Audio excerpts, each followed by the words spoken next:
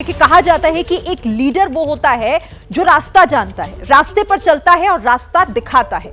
हमारे देश में ऐसे कई नेता हुए हैं, लेकिन इन दिनों जिनकी सबसे ज्यादा चर्चा है वो है राहुल गांधी और अखिलेश यादव।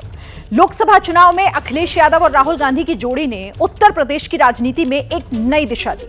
इस सियासी गठबंधन ने बीजेपी को बहुमत का आंकड़े तक पहुंचने से उसे रोका, तो एक दशक से हाशिए पर रहे विपक्ष को संसद में नई ऊर्जा देने का भी काम किया।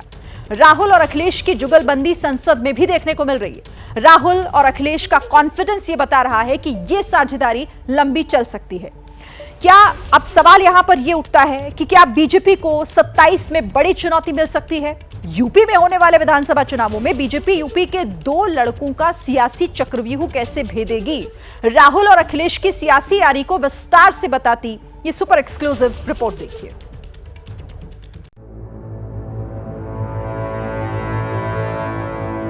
इतिहास को देखिए। आप अपने आप को हिंदू कहते हो, आप हिंदू कहते हो, आप हिंदू धर्म को समझते नहीं हो।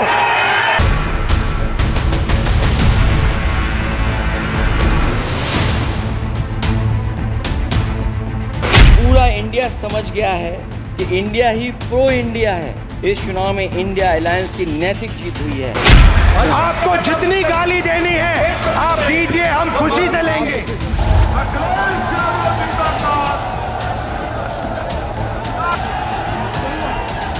हम अयोध्या से लाए हैं उनके प्रेम का पैगाम। जुलाई महीने की पहली तारीख थी। 18वीं लोकसभा का संसद में पहला सत्र चल रहा था। पहली बार नेता प्रतिपक्ष के तौर पर राहुल गांधी संसद में बोल रहे थे। भाषण की शुरुआत में ही राहुल गांधी ने संविधान का जिक्र किया, भगवान शंकर की तस्वीर दिखाई। 10 साल में पहली बार सरकार बैकफुट पर नजर आई। हमें संरक्षित करिए, ऐसे नहीं चलता है। जुलाई का ही महीना था। 29 जुलाई की तारीख थी। 18वीं लोकसभा का पहला बजट सत्र चल रहा था। राहुल गांधी ने फिर भगवान शिव का जिक्र किया, महाभारत की कहानी सुनाई, चक्रव्यूह का किस्सा बताया और बता दिया कि इंडिया गठबंधन की राजनीति किस राह पर बढ़ने वाली है। ये सोचते हैं कि देश के युवा, देश के पिछड़े लोग अभिमन्यु हैं। देश के पिछड़े लोग अभिमन्यु नहीं है, अर्जुन है। मेरे भाषण में कभी नहीं आएंगे। छक, सफेद टी शर्ट, हल्की बढ़ी दाढ़ी और फुल कॉन्फिडेंस से सरकार पर तीखे वार। राहुल गांधी जब भी संसद में आते हैं ऐसे ही नजर आते हैं। सरकार वही है, लेकिन राहुल गांधी के शब्दों में पहले से कहीं ज्यादा तेज धार है, जो सीधे सत्ता को ललकारती है। पहला कदम इंडिया गठबंधन ने ले लिया। पहला कदम इंडिया गठबंधन ने ले लिया। आपके प्रधानमंत्री की कॉन्फिडेंस को हमने उड़ा दिया। मतलब आपके प्रधानमंत्री भाषण में आ ही नहीं पा रहे। बदला अंदाज है, बदले हुए तेवर हैं और सिर्फ राहुल गांधी ही नहीं बल्कि अखिलेश यादव भी सरकार को घेरने का कोई मौका नहीं छोड़ते हैं। बजट सत्र पर चर्चा के दौरान अनुराग ठाकुर जातिगत जनगणना पर राहुल गांधी को घेर रहे थे, तो जवाब अखिलेश यादव की तरफ से आया। और पहली बार ऐसा लग रहा है हारी हुई सरकार विराजमान है।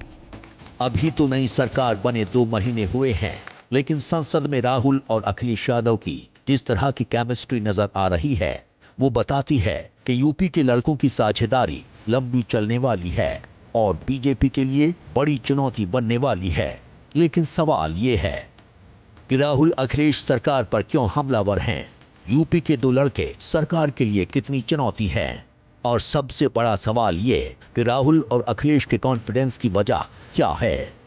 नीच का मुद्दा हो, जातिगत जनगणना की बात हो या फिर बजट, संसद में जब भी मौका मिला राहुल और अखिलेश की गजब की जुगलबंदी देखने को मिली है। दोनों ने लगातार और एक ही अंदाज में सरकार को घेरने में कोई कसर नहीं छोड़ी। जो भी इस देश में दलितों की, आदिवासियों की, पिछड़ों की बात उठाता है, जो भी उनके लिए लड़ता है, उसको गाली खाना ही पड़ता है। तो महाभारत में अर्जुन को सिर्फ मच्छी की आंख दिख रही थी, उसी प्रकार मुझे सिर्फ मच्छी की आंख दिख रही है।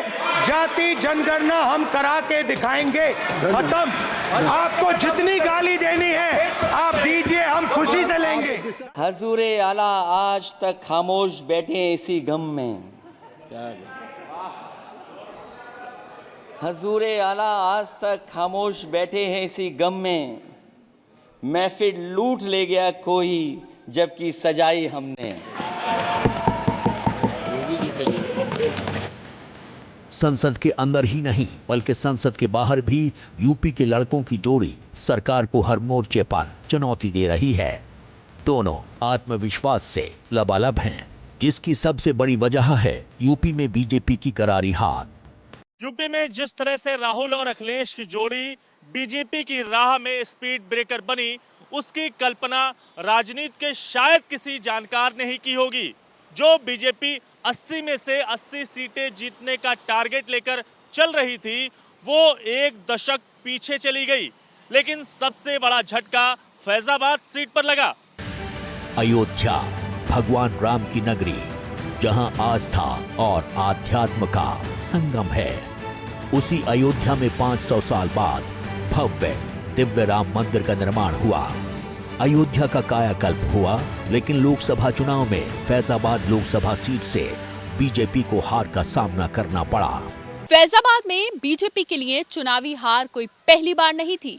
अयोध्या में विवादित ढांचा ढाए जाने के बाद से भगवा पार्टी को इस सीट पर 3 बार हार का सामना करना पड़ा है, जो ये बताने के लिए काफी है कि बीजेपी फैजाबाद में चुनाव पहली बार नहीं हारी है। 2024 के बाद बीजेपी ने फैजाबाद सीट पर लगातार जीत हासिल की। इस बार राम मंदिर बनने से भगवा पार्टी को जीत की पूरी उम्मीद थी, लेकिन ऐसा न हो सका। फैजाबाद के साथ ही बीजेपी ने 29 सीटें खो दी, जिनमें से कई सीटें उस रूट पर पड़ती थीं, जिसे राम वन गमन पथ माना जाता है। यही वजह है कि फैजाबाद में मिली जीत से इंडिया गठबंधन को नई एनर्जी मिल गई। लेकिन बात सिर्फ इतनी सी ही नहीं है। बीजेपी साल 2014 के लोकसभा चुनाव में 80 में से 71 सीटें जीतने में कामयाब रही थी, जो अपने आप में एक रिकॉर्ड है। 5 साल के बाद 2019 में हुए लोकसभा चुनाव में बीजेपी की सीटें 71 से घटकर 62 पर आ गई थीं। इस तरह बीजेपी को 9 सीटों का नुकसान उठाना पड़ा था। इसके बाद अब 2024 के लोकसभा चुनाव में बीजेपी 62 से घटकर 33 सीटों पर पहुंच गई है। बीजेपी को इस बार 29 सीटों का घाटा हुआ है। साफ है कि 2014 में प्रधानमंत्री नरेंद्र मोदी की करिश्मे से बीजेपी को जो उत्थान मिला था, उसका असर यूपी में कम होता जा रहा है। ऐसे में राहुल गांधी और अखिलेश यादव को देश के सबसे बड़े सियासी सूबे में फिर से सत्ता हासिल करने का मुफीद मौका नजर आ रहा है। अध्यक्ष महोदय, ईवीएम पे मुझे कल भी भरोसा नहीं था, आज भी नहीं भरोसा। मैं 80 के 80 सीट जीत जाऊं तब भी नहीं भरोसा। और मैंने अपने चुनाव में कहा था अध्यक्ष महोदय कि ईवीएम से जीत करके ईवीएम हटाने का काम करेंगे। न ईवीएम का मुद्दा मरा है, न जाएगा खत्म। जब तक ईवीएम नहीं हटेगी, हम समाजवादी लोग उस बात पर अड़ग रहेंगे। नतीजों के बाद बीजेपी के बड़े नेता लगातार कांग्रेस और समाजवादी पार्टी गठबंधन के बिखरने की भविष्यवाणी कर रहे थे, लेकिन यूपी के 2 लड़कों की जोड़ी टूटने की बजाय संसद से सड़क तक मजबूत होती दिख रही है। राहुल गांधी और अखिलेश यादव की जुगलबंदी को बीजेपी भी शिद्दत से महसूस कर रही है। इसका अंदाजा संसद में प्रधानमंत्री मोदी के भाषण से लगाया जा सकता है। अब कांग्रेस पार्टी 2024 से एक परजीवी कांग्रेस पार्टी के रूप से जानी जाएगी। और परजीवी वो होता है जो जिस शरीर पर उस शरीर के साथ रहता है, ये परजीवी उसी को ही खाता है। कांग्रेस भी जिस पार्टी के साथ गठबंधन करती है, उसी के वोट खा जाती है। बीजेपी जानती है कि यूपी में कांग्रेस को सियासी संजीवनी मिली है और समाजवादी पार्टी को ताकत। अगर दोनों पार्टियां इसी तरह 2027 के विधानसभा चुनाव में उतरती हैं तो बीजेपी के लिए सियासी टेंशन बढ़ना लाजमी है। लेकिन क्या वाकई ऐसा है? वैसे ये पहली बार नहीं है जब राहुल और अखिलेश की जोड़ी साथ आई है। 2017 के यूपी विधानसभा चुनाव में भी ये एक्सपेरिमेंट हो चुका है, लेकिन तब दोनों की जोड़ी बीजेपी के विजय रथ को रोकने में नाकाम रही थी। लेकिन 24 में सियासी हालात बदल चुके हैं। यूपी को ये साथ पसंद है। आपको ये नारा याद ही होगा, करीब 7 साल पहले उत्तर प्रदेश में ये नारा काफी सुर्खियों में था। यूपी के ही 2 लड़के यूपी में बीजेपी का रथ रोकने के लिए साथ आ गए थे। राहुल गांधी और अखिलेश यादव ने हाथ मिलाया था। समाजवादी पार्टी और कांग्रेस के बीच मजबूत गठबंधन हुआ था। 2017 में यूपी विधानसभा चुनाव में बीजेपी ने 312 सीटें जीती थी, जबकि समाजवादी पार्टी सिर्फ 47 सीट पर सिमट गई थी। कांग्रेस को सिर्फ 7 सीटें मिली थी।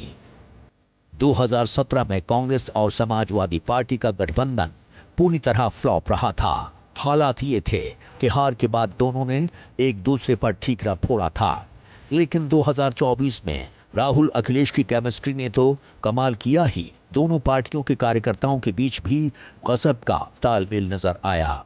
राहुल गांधी और अखिलेश यादव ने लोकसभा चुनाव में बड़ा शानदार काम करके दिखाया है और देश में एक वोट बैंक है जो इन दोनों के साथ आने से बटा नहीं, और वो है अल्पसंख्यक यानी विशेष करके मुसलमानों का वोट। अब अगर उत्तर प्रदेश की बात करें तो निश्चित तौर पर मुसलमानों का एक अच्छा खासा वोट बैंक है, और अगर वो इन दोनों के साथ आने से जुड़ा रहता है तो ये इनकी बड़ी सफलता होगी। अब अगर ये दलितों का एक हिस्सा अपने पक्ष में कर पाते हैं तो निश्चित तौर पर इनके लिए बड़ी सफलता होगी।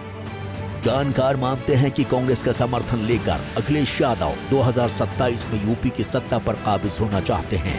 इसके साथ ही अखिलेश का टारगेट अपनी पार्टी को राष्ट्रीय स्तर पर विस्तार देना है। यूपी में समाजवादी पार्टी सबसे बड़ी पार्टी है और मुस्लिम वोट उनके पक्ष में लामबंद हैं। लेकिन महाराष्ट्र, हरियाणा और झारखंड में मुसलमानों का झुकाव कांग्रेस की तरफ है। यूपी में भी मुस्लिम वोट कांग्रेस की तरफ लौट रहा है। ऐसे हालात में राहुल और अखिलेश यूपी में बीजेपी से मुकाबला कर सकते हैं। यही वजह है कि बीजेपी यूपी के 2 लड़कों के सियासी अटक को सीरियसली ले रही है।